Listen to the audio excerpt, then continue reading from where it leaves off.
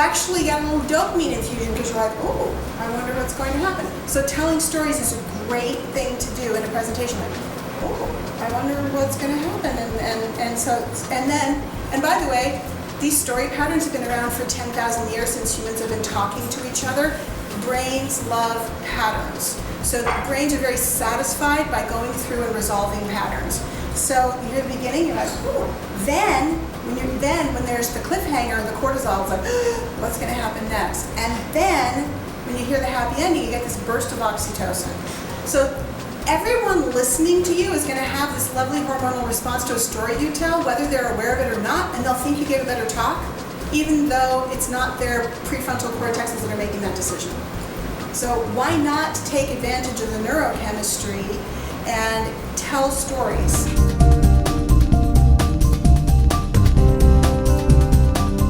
The whole and you know thing that people get into, this happens mainly because you think you have to keep talking and your voice is getting ahead of your brain.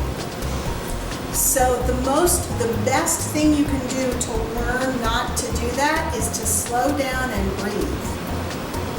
And by the way, what you think is an eternity is usually like 2.5 seconds. Like literally, like okay, I'm gonna slow down.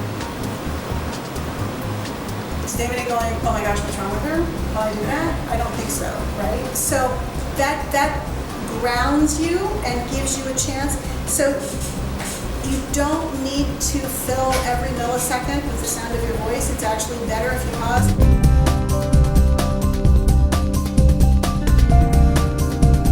Saying to yourself, calm down, calm down, calm down, calm down, calm down, calm down, actually does not work.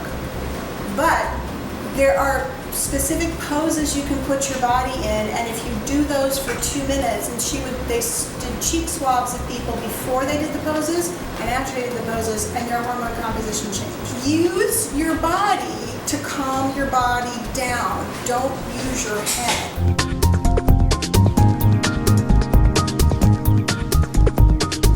Understand the physical space you're going to be in. What's the technology going to be? Am I going to be doing this? Am I going to have the microphone? Am I going to, you want to know all of that stuff. If you're going to be doing media interviews, where are you going to be? Are they going to be on the phone? Are they going to be in person at the newsroom? Are you going to be like on CNBC on the squawk box with all the stuff going on around you?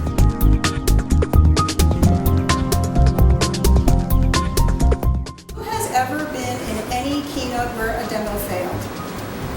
All humans, right? Like it happens. So what's your plan B as a speaker if the demo isn't working? What's your plan B as a speaker if the slides aren't working? What's your plan B if the music doesn't work?